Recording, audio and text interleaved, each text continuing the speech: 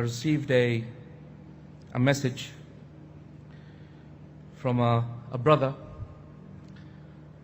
and I'm just going to read that message out to you. Assalamu alaikum Tawfique bhai. This is probably my last message to you. As I lie here waiting for my last breath to go away, this is probably the last time I'm going to be able to write to anyone, and I thought I'd write to you so that perhaps when you teach your classes and when you give your lectures, you can remind people of this last lecture of mine. You have known me for a long time.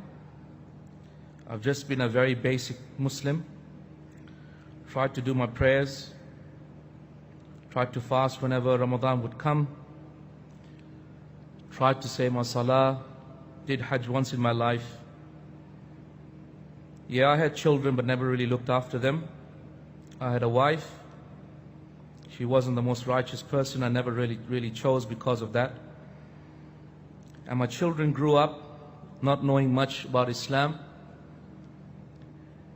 And as I wait here for the bell to go off, as my life will end, dying of pancreatic cancer, of which the doctors have said I cannot survive beyond this week. As I wait for the angel of death, I have only one word that comes in my mind, and that is regret. I just have this tremendous regret that there's so many things I wanted to do, I wanted to memorize the Quran and never did so. I wanted to go for Hajj every year, but I never did that. I wanted to hug my mother, but I never did that. I wanted to teach my children Islam, the Quran, get them to be righteous people, but I never did that. I wanted to have the chance to have one more Ramadan, but I'll never get that. I wish I could be in Haram now, but I'll never get that chance. I wish I could know some verses of the Quran to recite, but I don't know anything except the Fatiha and one or two other surahs that I recite every day. All I can think of is huge regret. No one will remember me except you and perhaps my own family if they have time before they divide up my wealth. My friends have left me. My family will not remember me. I will have left nothing in this world of good. And by Allah, all I will have done is just added another grave on this earth. I am your brother, your Muslim brother, Muhammad.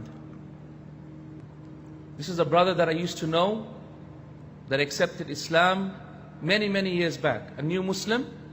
However, he never really practiced Islam. He never really studied, never really learned. He never really did much with his life except that he just led his life like the vast majority of us. I'm sure you can remember people that perhaps we saw last Ramadan and we will never see this Ramadan. What if this is your last Ramadan? What if this is your last Ramadan? What will you do? If these days were the last days of Ramadan that you'd ever have, the last Laylatul Qadr, how would you spend it? My brothers and my sisters in Islam, is there anyone amongst us except that he feels empty in his heart? That there is something that he still needs to do. Some Quran that he wants to memorize, some people that he needs to help, some excuse that he needs to earn in front of Allah subhanahu wa ta'ala. Is there anyone amongst us except that we must feel like this? There is no good time to give sadaqah.